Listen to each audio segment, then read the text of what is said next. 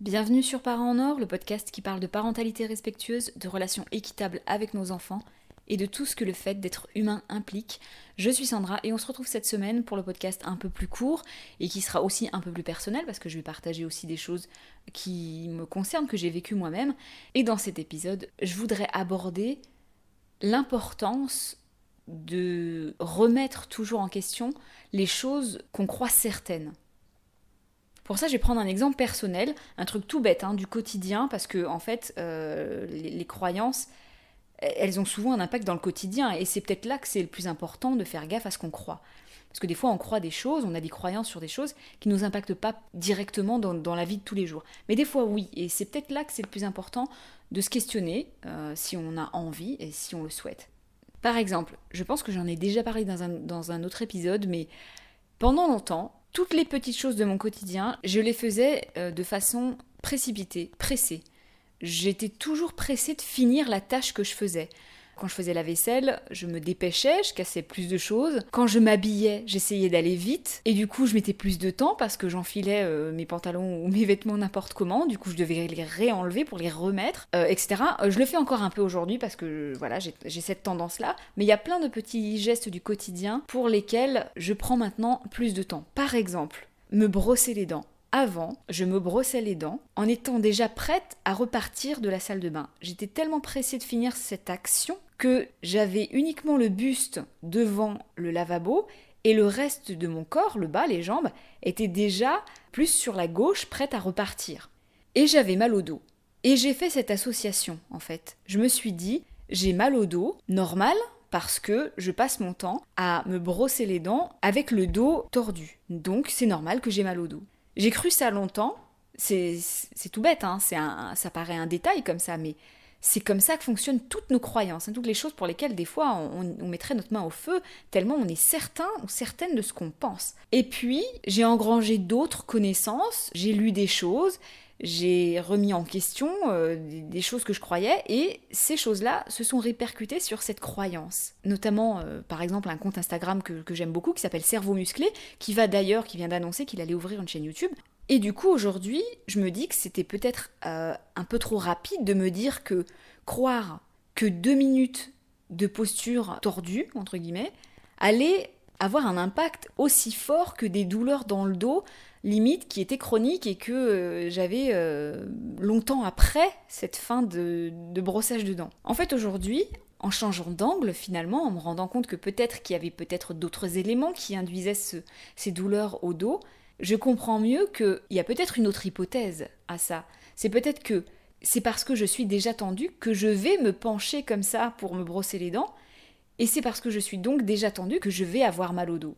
En fait, souvent, on fait des liens de causalité, c'est-à-dire qu'on pense qu'une chose en cause une autre, qu'on en oublie que dans la vie, c'est rarement seulement deux éléments qui se rencontrent. Très souvent, il y a un troisième élément finalement qui induit la conséquence qu'on croyait être due à l'autre cause. Et quand je parle de troisième élément, des fois, c'est pas un troisième élément, il y a des milliers et des milliers d'autres éléments à prendre en compte sur cette conséquence qu'on essaie d'étudier. Là, dans mon cas, c'était le mal de dos, et en fait, il y a plein d'autres causes qui entrent dans cette conséquence-là. Un autre exemple que j'ai moi-même traversé, qui est sur un sujet extrêmement délicat, sur lequel j'ai une position vraiment controversée par rapport à tout ce qui se dit, ce sont les écrans.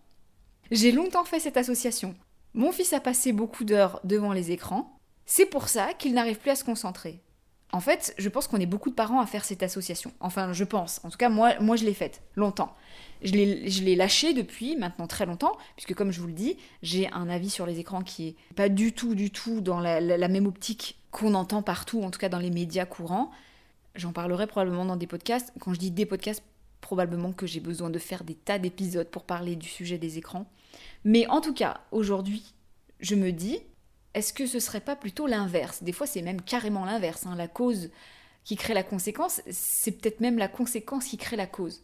Est-ce que c'est pas parce que mon enfant a des soucis de concentration dans la vie ? Peut-être qu'il a un trouble du déficit de l'attention, peut-être qu'il a des particularités à lui, un tempérament, etc.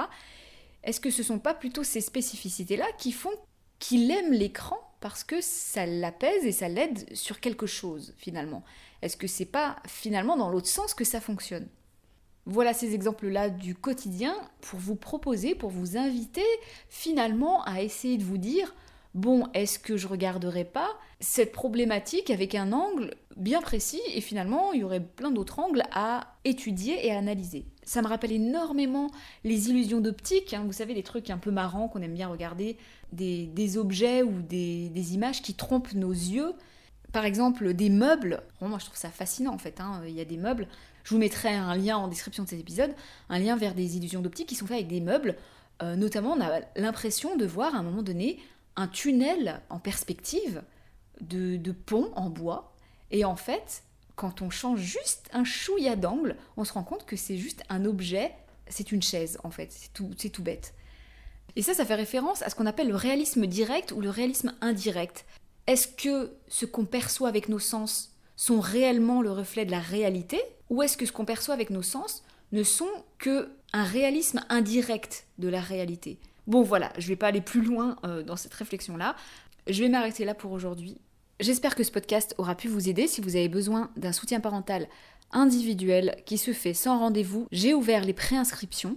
Et cette préinscription ne vous engage absolument en rien. Elle permet simplement de réserver votre place en rentrant votre email qui ne sera utilisé que pour vous tenir informé de la disponibilité de cet accompagnement individuel. Cette réservation, elle peut être importante parce que effectivement, je ne peux pas accompagner beaucoup de personnes. Je me suis limitée à 10 personnes maximum. Donc ça peut être important de réserver votre place. Et si ça vous intéresse, donc ça se passe dans le lien qui est en description de cet épisode. Je vous laisse sur ça, je vous dis à très bientôt. Je vous souhaite une bonne journée et une bonne soirée. À très vite, salut.